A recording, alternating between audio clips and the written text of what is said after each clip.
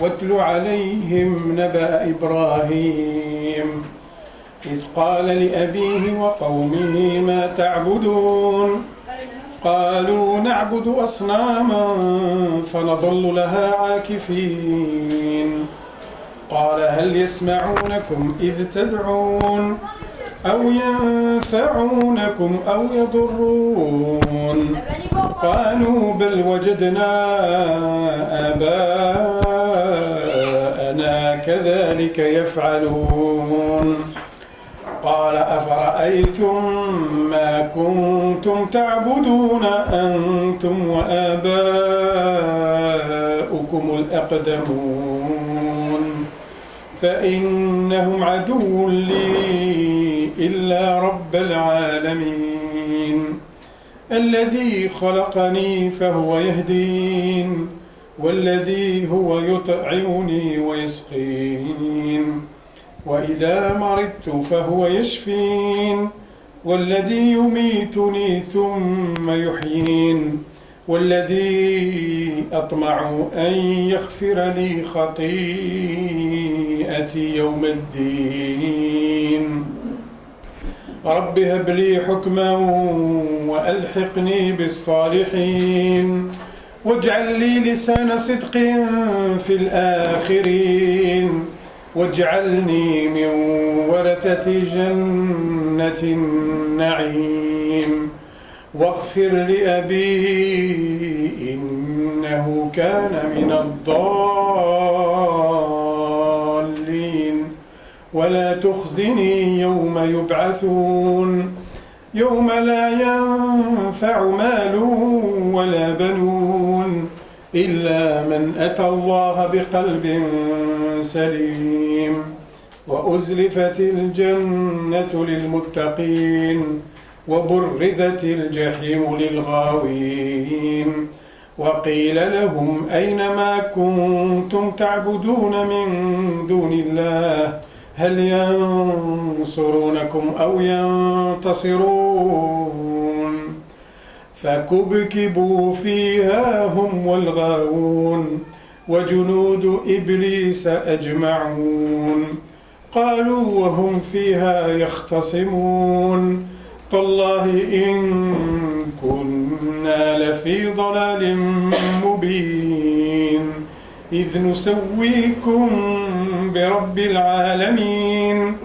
وما أضلنا إلا المجرمون فما لنا من شافعين ولا صديق حميم فلو أن لنا كرة فنكون من المؤمنين إن في ذلك لآية وما كان أكثرهم مؤمنين وإن ربك لهو العزيز الرحيم صدق الله.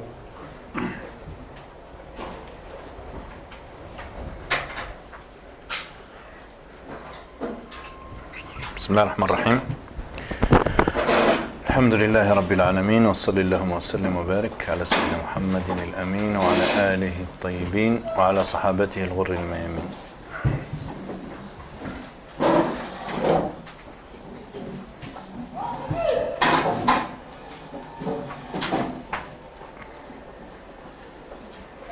On va prolonger notre cours de la dernière fois, lequel cours avait porté sur la théodicée, la justification de l'acte divin, comment le musulman se doit de bien lire l'acte de Dieu.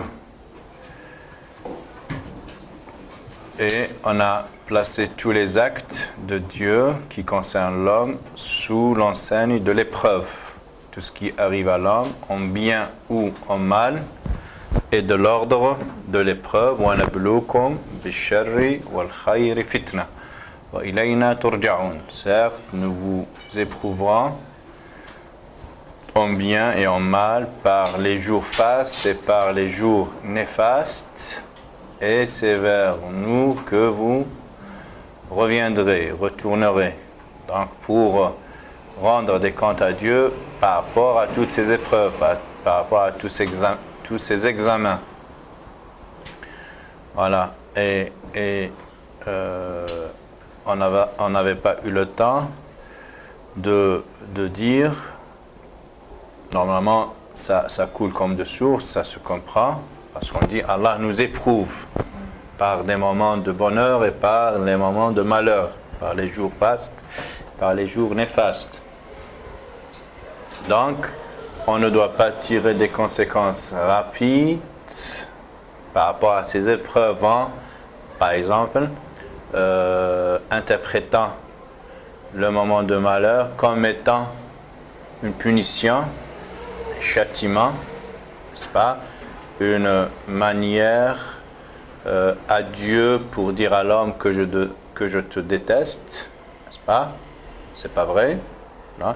Comme l'autre cas aussi n'est pas vrai. Il ne faut pas faire des conclusions hâtives et prendre tous ces bienfaits dans lesquels Allah subhanahu wa ta'ala nous fait baigner, dont il nous comble, et de dire dès lors qu'il me donne tout ça, donc il est satisfait de moi et donc il m'aime. C'est pas vrai. فأما الإنسان إذا ما ابتلاه ربه فأكرمه ونعمه فيقول ربي أكرمن وأما إذا ما ابتلاه فقدر عليه رزقه فيقول ربي أهانني كلا. C'est une erreur. L'homme, quand il est éprouvé par le mal, par la diminution en bien, par l'adversité, par la maladie, il se précipite dans la conclusion de dire Dieu ne m'aime pas, Dieu me hait. En même titre, lorsque Allah lui fait grâce de ses dons, de ses dotations, subventions, faveurs de toutes sortes, il fait le raccourci de dire Dieu me fait un acompte d'une récompense, n'est-ce pas? Il m'aime, il veut me récompenser pour ce que je suis, et donc avant d'attendre le jugement dernier pour m'accorder la félicité éternelle, il m'envoie des acomptes ici-bas. Donc tout le bonheur dans lequel je me trouve, c'est en fait un acompte de ces récompenses qui m'attendent. C'est faux. Les deux représentations que l'homme se fait du bien et du mal, c'est pas du malheur et du bonheur, sont des interprétations erronées. Allah de dire qu'Allah, il n'en est rien. C'est faux, et c'est cette manière de voir les choses qui vous induit dans un certain nombre d'égarements, de pratiques vicieuses. C'est cette idée-là que vous faites, n'est-ce pas, des faveurs que Allah vous accorde et de ces quelques moments de privation que Allah, n'est-ce pas, fait abattre sur vous, à dire, non, c'est cette manière erronée de voir l'épreuve qui vous pousse à malmener, maltraiter l'orphelin, et vous n'incitez pas mutuellement à faire du bien, et ça c'est très récurrent dans le Coran, parce que c'est facile de dire, moi j'ai pas d'argent, j'ai pas de compétences, et donc je peux rien donner. Donc le Coran, il visait pas il est en train de nous parler d'autre chose, mais il ne rate pas cette occasion de nous rappeler que combien même on n'a pas de richesse, de largesse, de générosité, de savoir à prodiguer, on peut inciter l'autre à le faire, n'est-ce pas? Il faut avoir un carnet d'adresses bien étoffé pour connaître les compétences des uns et des autres. Si quelqu'un vient de te solliciter et que tu ne peux pas répondre positivement à sa sollicitation, ne te contente pas de dire non, je ne peux pas, Allah ne m'a pas donné cette compétence, cet argent. Il faut faire l'effort de le réorienter vers la personne, l'instance, n'est-ce pas, l'institution qui est à même de lui résoudre ce problème, et c'est très récurrent. Donc Allah ne nous reproche pas de pas donner, il ne nous reproche pas uniquement ça, n'est-ce pas, mais aussi, donc ceux qui n'en ont pas, donc ils ne peuvent pas donner, Allah ne peut pas leur reprocher de donner ceux qui n'ont pas, n'est-ce pas, mais il nous reproche aussi de ne pas réorienter la personne à l'endroit, n'est-ce pas, à même de lui de répondre positivement à sa demande. Voilà. تحضون على طعام المسكين, et même dans l'autre variante, voilà, تحاضون, يعني تتحاضون, vous n'incitez pas mutuellement à faire le bien. وتأكلون التراث أكلا لما, et vous magouillez en matière de distribution de l'héritage, des quotes-parts, n'est-ce pas, parce que vous perdez de vue cette responsabilité, ce jour de comparution devant l'être suprême où vous serez obligé de rendre des comptes, n'est-ce pas? Vous pensez que tout ce qui vous tombe entre les mains, c'est le vôtre, c'est Allah qui vous l'a accordé. C'est pas vrai. Si c'est un héritage, Allah l'a partagé et il a donné à chacun sa quote-part, n'est-ce pas? C'est pas parce que vous êtes le mieux placé pour avoir cet héritage entre les mains que vous vous accordez, n'est-ce pas, que vous donnez le droit d'utiliser cet héritage, d'en abuser, d'en priver les autres. Ça, c'est un exemple. C'est juste pour dire, Allah nous dit, vous êtes comme ça dans votre rapport à l'argent, la manière dont vous le procurez, cet argent, la manière dont vous l'utilisez, hein? Donc, vous n'êtes pas scrupuleux, vous le gagnez d'une manière légitime, pas légitime, bien acquis, mal acquis. L'essentiel, c'est d'en avoir. Distribution, si vous en faites comme si vous n'allez jamais être questionné, interrogé sur la manière d'utiliser l'argent. Voilà. Tout ça, vous le commettez, tous ces forfaits, par rapport à cette idée que vous faites du bien. Pensez que c'est donné, Allah vous le donne parce que vous le méritez, parce que c'est un acompte, parce que c'est une récompense, n'est-ce pas, avancez avant la récompense finale. Donc vous voyez que l'idée qu'on se fait des épreuves peut induire à pas mal de, n'est-ce pas, de pratiques erronées, de déviations, d'égarements. Dans un autre verset, Dieu nous dit, Amersibouna, je vais la voir.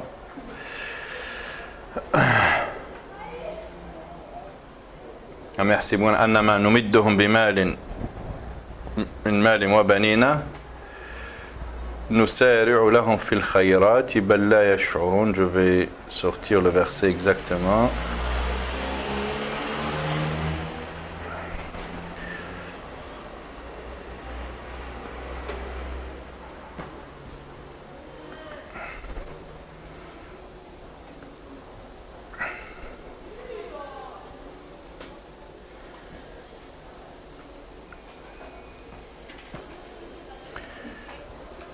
أيحسبون أنما نمدهم به من مال وبنين نسارع لهم في الخيرات بل لا يشعرون. C'est les croyants, Surat al-Mu'minun, verset 56. Pense-t-il que les biens et les enfants dont nous les gratifions constituent des récompenses anticipées, des acomptes en leur faveur, n'est-ce pas? Un avant-goût du paradis, si vous voulez, pense-t-il que toutes ces faveurs-là sont de cet ordre-là, n'est-ce pas? Il n'en est rien, mais ils n'en ont pas conscience.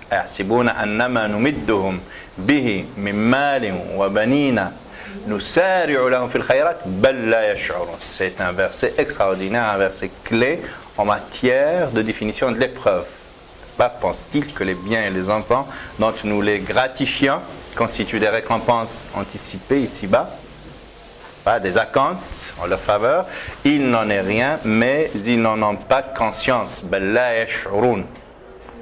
C'est pas. Et donc cette manière, le verset 56. C'est bon?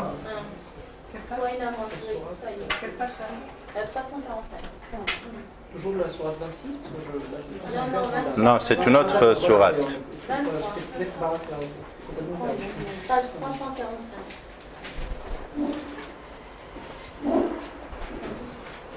Lorsque nous nous empressons de leur faire sur les biens de la société. Au contraire, ils n'en sont pas conscients. Kalla.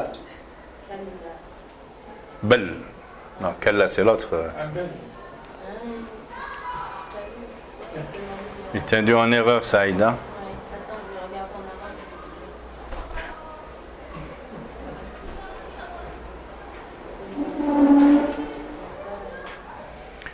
C'est bon? Ce sont des versets. Le verset que j'ai cité auparavant, c'est la sourate 89.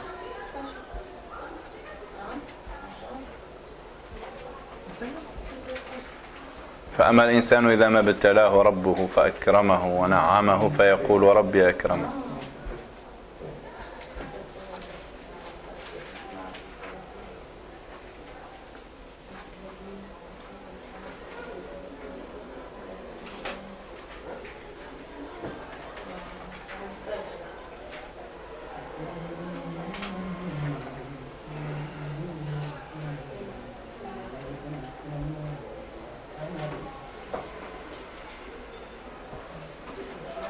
C'est bon? On peut enchaîner? Donc, dans un autre verset qui n'est pas loin de ces versets, mais on a d'autres. Hein, moi, je choisis les versets les plus percutants en la matière, on va dire. Allah nous dit dans la sourate Fussilat, dans le verset 50. Non. Non, Fussilat détaillé. Détaillé. Verset détaillé, ouais. Récit détaillé. وَلَئِنْ أَذَقْنَاهُ رَحْمَةً مِنَّا مِنْ بَعْدِ ضَرَّاءَ مَسَّتْهُ لَيَقُولَنَّ هَذَا لِي وَمَا أَظُنُّ السَّاعَةَ قَائِمَةً وَلَئِنْ رُجِعْتُ إِلَى رَبِّي إِنَّ لِي عِنْدَهُ لَلْحُسْنَى. Donc là, c'est un raisonnement par analogie. Il dit, n'est-ce pas, quand il fait l'objet d'une donation, d'une faveur, n'est-ce pas, déjà, il ne croit pas en Dieu, il ne croit pas au jugement dernier, mais il dit, toutefois, vu que je vis dans l'opulence, la prospérité, si Dieu existe, c'est quelque part qu'il est satisfait de moi. Et donc, dès lors qu'il m'a comblé de biens ici-bas, par analogie, le jour, si toutefois ce jour existe, il ne croit même pas à ce jour, si toutefois, le pari de Pascal, voilà, si toutefois ce jour existe et que l'être suprême existe, j'aurais traité de la même manière. Il n'y a pas de raison qu'il y ait un traitement à géométrie variable, n'est-ce pas? Ici, il m'a donné, donc on va espérer que dans l'au-delà, il me donnera aussi. Et si, donc le verset traduit, et si nous lui faisons goûter quelques miséricordes venues de nous, après qu'un malheur l'a atteint, il s'écrie, ceci m'est bien dû. Voilà, c'est bien mérité, c'est pas un effet de grâce divine, l'ingratitude personnifiée, n'est-ce pas? Je ne pense pas que l'heure va venir, mais si je suis ramené vers mon Seigneur, je jouirai auprès de lui de la plus belle récompense, raisonnons par analogie. Donc dès lors qu'il m'a comblé ici-bas, si jamais cette occasion me sera accordée de rencontrer l'être suprême, il va me traiter de la même manière, n'est-ce pas? Une belle récompense me sera donnée. Voilà. Nous informerons les mécréants de ce qu'ils auront commis et nous leur ferons goûter un lourd châtiment réplique Dieu dans le même verset.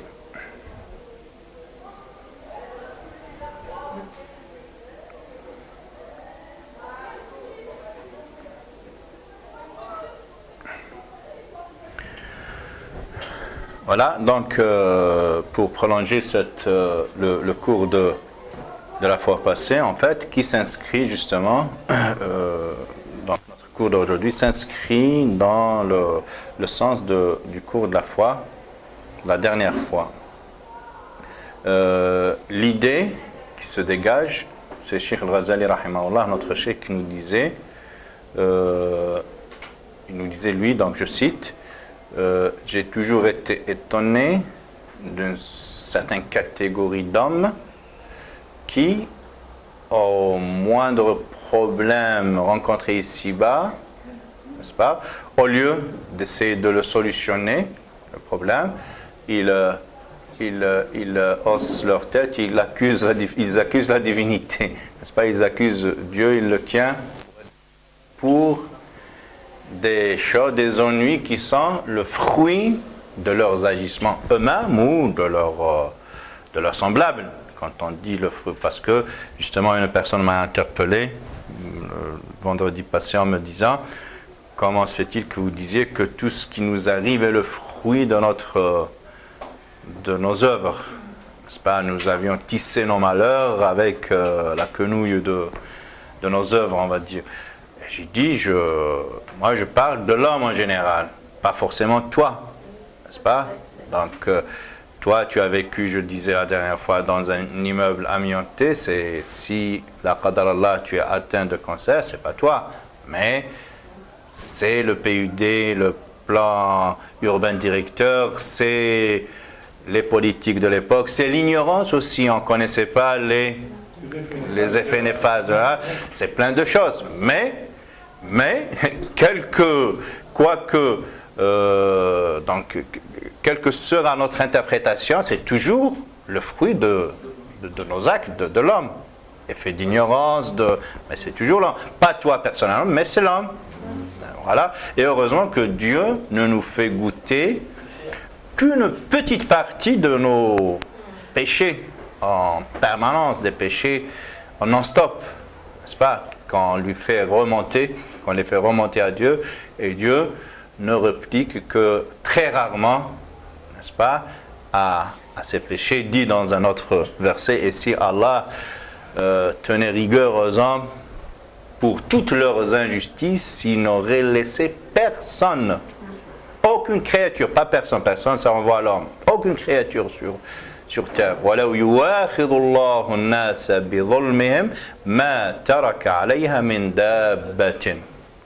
donc heureusement que Allah ne nous tient pas rigueur, n'est-ce pas, et ne nous renvoie qu'une infime partie de ce que nous lui adressons comme blasphème, comme résistance et comme désobéissance. C'est même pas en guise de punition, comme on a dit la dernière fois, mais c'est juste en guise de rappel à l'ordre pour il nous électrocuté, voilà, il nous est trop, hein, vous avez compris, voilà, donc, pour justement revenir vers lui, et vous avez vu la maxime de ce grand maître, donc il crée le vide parfois, on se sent un vide créé autour de nous, n'est-ce pas, en matière relationnelle, justement, pour nous pousser vers lui. Ma awhashaka min khalqih illa liyumatti'aka bi sharafil unsi bihi. Voilà, donc il crée autour de toi, il te met dans une île d'adversité, n'est-ce pas, de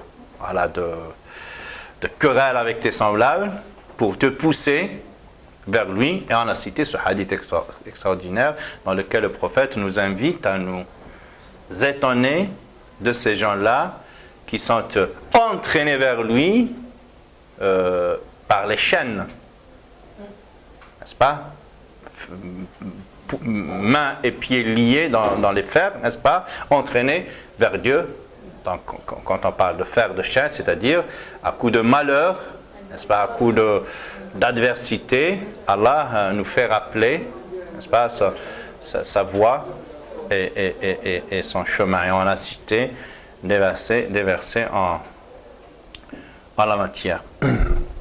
Donc là, je prolonge, on parle toujours d'essayer de connaître Dieu. Et donc connaître Dieu, c'est pas uniquement être conscient que c'est l'unique, que, n'est-ce pas, qu'il n'y a pas de semblable à Dieu, donc il y a plein de choses. Oui, on commence par là, n'est-ce pas? Après, on essaie de développer cette connaissance d'Allah, et de toute façon, notre pratique sera toujours conforme à l'idée qu'on se fait de Dieu. N'est-ce pas?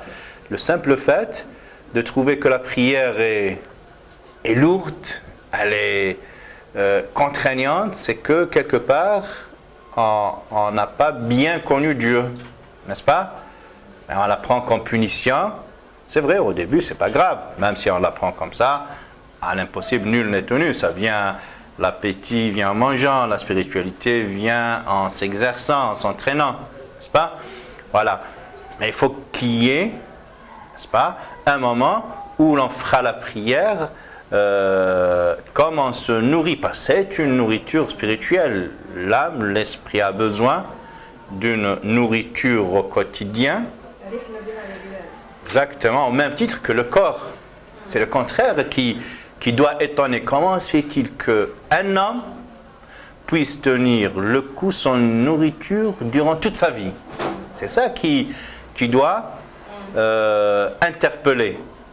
Parce que le corps, à la limite, on peut le priver de manger, de boire et manger 1 jour, 2 jours, 3 jours. Mais au bout d'une semaine, il succombe, n'est-ce pas? Donc il s'effondre. Et comment se fait-il que l'esprit puisse tenir le coup durant toute une vie, n'est-ce pas? Privé de nourriture spirituelle, privé de ce lien intime avec Dieu, privé de cette connexion, n'est-ce pas? Qui le nourrit, qui l'inspire, qui le guide, qui l'oriente, c'est très important. C'est très important. Donc au début, c'est vrai, il n'y a pas de mal à prendre la prière comme fardeau, parce qu'au début, on ne comprend pas bien, on s'exerce, mais au bout d'un certain temps, il faut que la prière devienne, n'est-ce pas, une partie intégrante de notre nourriture, de notre spiritualité, de notre vécu. Voilà. Et donc il y a si vous voulez, cette interaction mutuelle entre connaître Dieu et se sentir bien dans la pratique spirituelle. Voilà. Plus on connaît Dieu, mieux on est dans la pratique islamique, dans la prière et autres pratiques, surtout la prière. Et le fait de faire la prière aussi, ça augmente notre connaissance de Dieu, parce que la connaissance de Dieu n'est pas que rationnelle. Il y a une grande partie, la partie la plus importante, la gnose, la connaissance de Dieu, n'est-ce pas? Elle est spirituelle, elle ne passe pas par le raisonnement rationnel, elle passe directement par le cœur. Voilà. Et donc c'est grâce à la prière qu'on développe notre connaissance d'Allah subhanahu wa ta'ala. Fa'alam annahu la ilaha illallah wastaghfir li dhanbik. Allah a priorisé sa connaissance, sache qu'il n'y a d'autre divinité sinon Allah, et demande-lui pardon. Demande à Allah pardon. Donc, il a commencé par connaître Dieu, par la gnose, n'est-ce pas? Puis, demander pardon, c'est-à-dire le côté pratique. Connaissance, puis pratique. Il y a vraiment cette hiérarchie dans l'échelle des valeurs. Voilà. Connaître Dieu vient avant la pratique islamique. De toute façon, dans le Coran, si on lit plus du tiers du Coran, il étale sous nos yeux, il déroule, n'est-ce pas, sous notre intelligence, donc cet univers, ces paysages extraordinaires qui nous rappellent la majesté, la grandeur d'Allah subhanahu jalla fi'ula.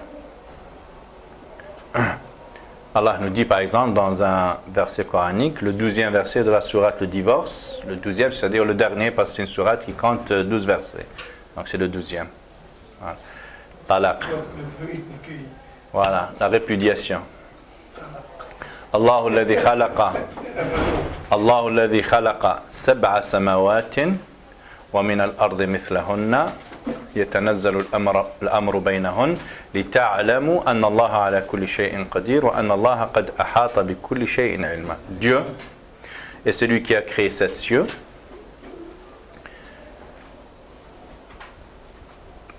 Pour la terre, il en a créé le même nombre.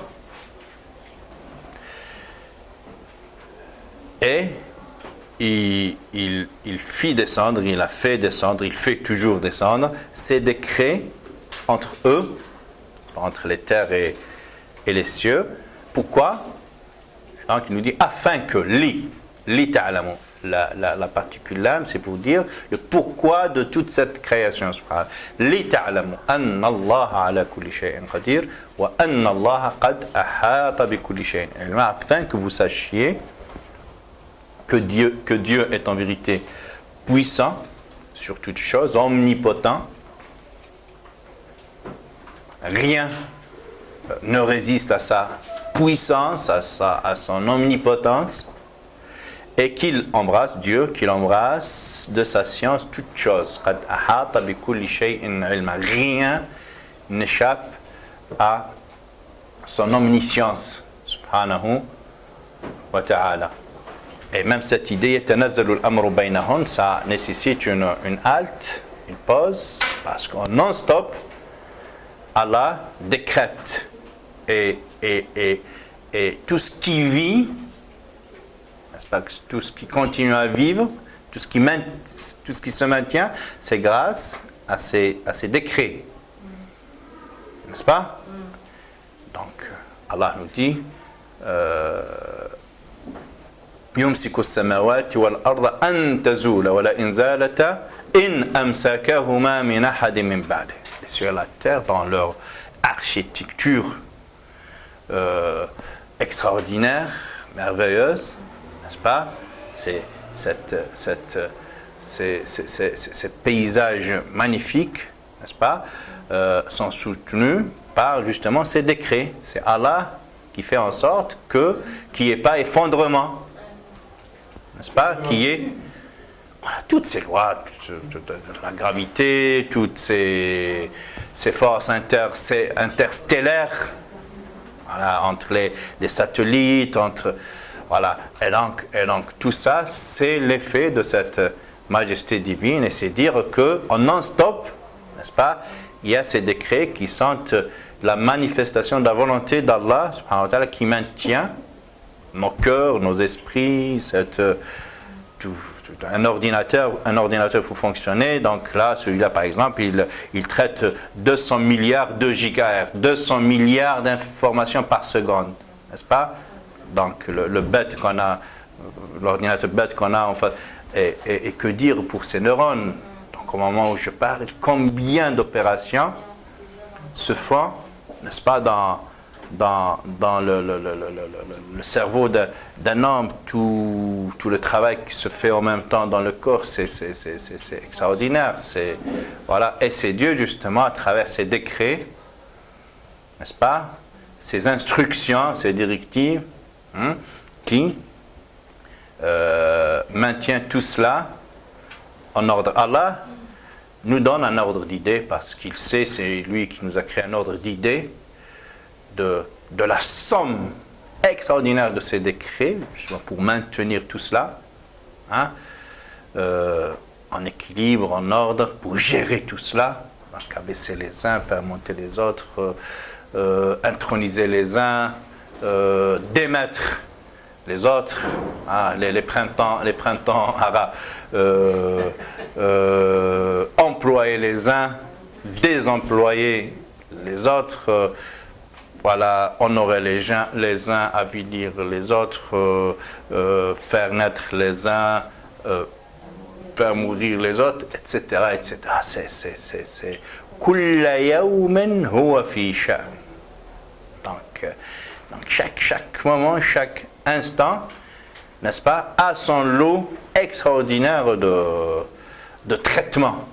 N'est-ce pas? Si un ordinateur exécute 200 milliards de gigas, 2 milliards d'informations par seconde, donc on imagine ce que font ces décrets divins en une seconde, n'est-ce pas? Voilà, il nous dit, Allah subhanahu wa ta'ala, premièrement dans la sourate Al-Kahf, donc vers la fin,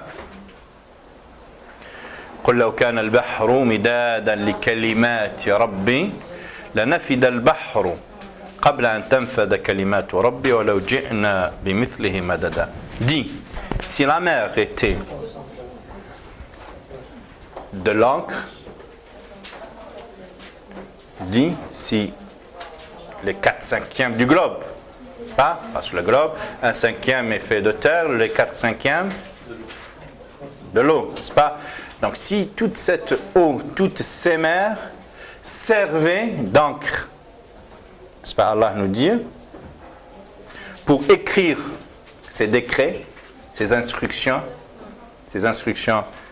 divines de mon Seigneur, Allah dit, la mer se tarirait avant que ne tarissent les paroles de mon Seigneur, les décrets de mon Seigneur. Donc si cette mer nous servait à Dieu d'encre, n'est-ce pas, pour écrire les décrets du Seigneur, Allah subhanahu wa ta'ala, cette mer se serait tarie et les décrets, n'est-ce pas, pas encore satisfaits. Donc attendre davantage d'encre pour être consigné, pour être couché sur du papier, n'est-ce pas? Dans un autre verset, il pousse un peu plus loin, mais c'est toujours un ordre d'idée, n'est-ce pas? Voilà, dans la sourate Luqman, verset 27, dans le Kahf c'est 109, hein? La grotte, là c'est 27. وَلَوْ أَنَّمَا فِي الْأَرْضِ مِنْ شَجَرَةٍ أَقْلَامٌ وَالْبَحْرُ يَمُدُّهُ مِنْ بَعْدِهِ 7 أَبْحُرٍ مَا نَفِدَتْ كَلِمَاتُ اللَّهِ إِنَّ اللَّهَ عَزِيزٌ حَكِيمٌ. Et c'est tous les arbres dans la terre servaient de stylos, n'est-ce pas, de plumes, des calames, n'est-ce pas? Et si la mer aidée par 7 autres mers, donc c'est comme si la mer de l'ici-bas ne suffisait pas, Allah en créera d'autres mers, 7 autres mers semblables à celle-là pour servir d'encre, n'est-ce pas, en plus de toutes ces plumes faites de toutes les forêts du monde, voilà. Ceux-ci s'épuiseraient, mais les paroles et décrets de Dieu ne s'épuiseraient pas. Dieu est puissant et sage. Voilà. Et tout cela, justement, Allah l'étale sous nos yeux, sous nos consciences, pour se faire connaître. N'est-ce pas? Li ta'lamu. Pour qu'on le connaisse, pour qu'on connaisse l'étendue de son pouvoir, de sa puissance, de son savoir et de toutes ses autres qualités et perfections divines.